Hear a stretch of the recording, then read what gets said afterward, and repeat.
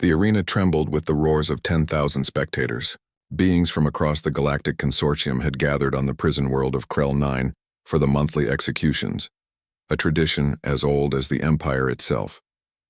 The massive dome filtered crimson light through its atmospheric shields, casting everything in the color of dried blood.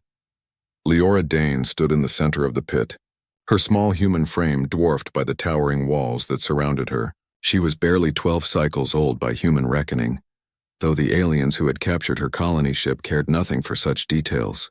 To them, she was simply another criminal, guilty by association with humanity's recent rebellion against consortium taxation laws. The crowd's chittering, clicking, and howling reached a fever pitch as the gate began to rise. Behind it, something massive stirred in the darkness. Leora's hands trembled, but she forced herself to stand straight. Her father had been a soldier before the colony ship. He'd taught her that fear was acceptable, but surrender was not. The beast that emerged was called Korvath, though Leora didn't know this yet. She knew only that it was enormous, a creature of midnight black scales, 6 powerful legs, and a maw that could swallow her whole. Its eyes glowed like molten copper, and each breath it took sent clouds of steam into the arena's recycled air. The consortium had bred Korvath and its kind for one purpose: to execute those who defied galactic law. In 300 years of service, Korvath had never failed to complete a feeding. The beast had consumed rebels, pirates, murderers, and political dissidents without hesitation. It was hunger made manifest, a living weapon that knew neither mercy nor remorse. Leora watched as Korvath approached, each footfall shaking the ground beneath her feet. She had nothing, no weapon, no shield, no hope of escape. The walls were too high to climb, and the energy barrier overhead would fry her before she got close. This was meant to be a spectacle, and she was the entertainment. But as the beast drew near, something unexpected happened. Korvath stopped. The creature's massive head lowered until its burning eyes were level with Leora's face. It inhaled deeply, drawing in her scent, analyzing her with senses far beyond human comprehension. The crowd's noise began to fade into confused murmuring. This wasn't part of the usual script.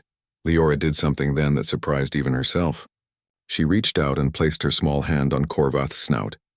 The scales were warm to the touch, almost hot and textured like rough stone. She felt the beast's breath wash over her, smelling of sulfur and ash.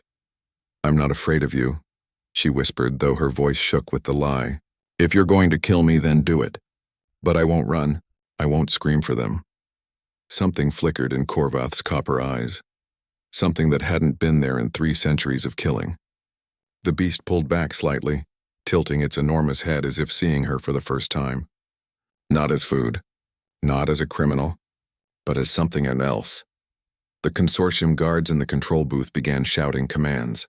Neural implants fired electrical pulses into Korvath's brain, attempting to trigger its predatory instincts. The beast roared in pain and confusion, thrashing against invisible chains, but it didn't attack.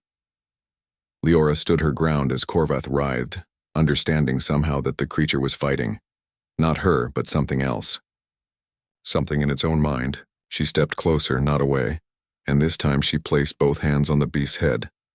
"Fight them," she said louder now. "Whatever they're doing to you, fight it." The words were absurd. A child telling a monster to resist. But Korvath heard something in her voice. A recognition of shared suffering, of being a prisoner, of being forced to be something you weren't. The beast had been ripped from its homeworld as a hatchling, tortured and conditioned to kill, made into a tool of execution, and this small human, barely a fraction of its size, saw it not as a monster but as a victim.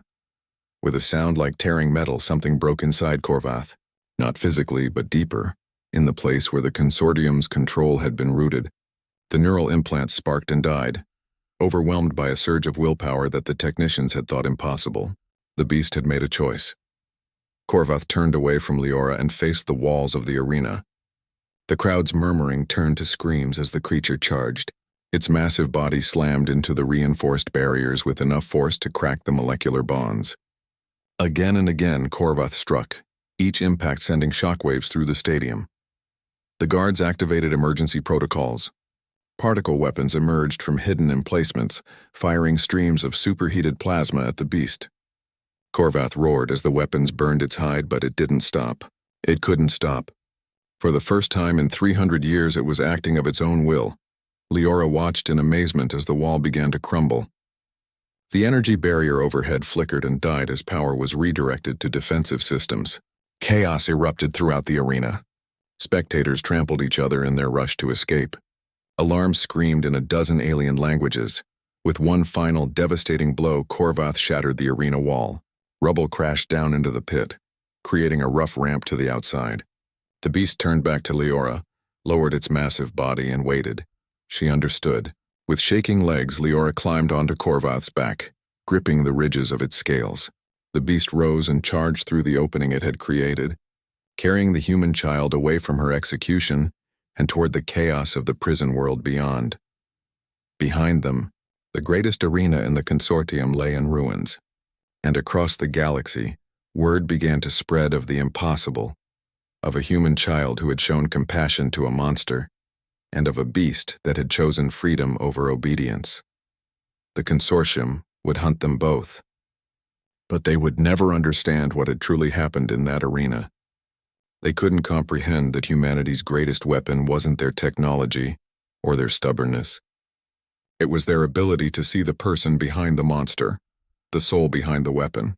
It was their refusal to accept that anything or anyone was beyond redemption. Leora Dane held on tight as Korvath ran toward an uncertain future. She didn't know where they would go or how they would survive. She only knew that they were free, and that sometimes the smallest act of kindness could shatter the strongest chains. The galaxy would learn to fear that lesson.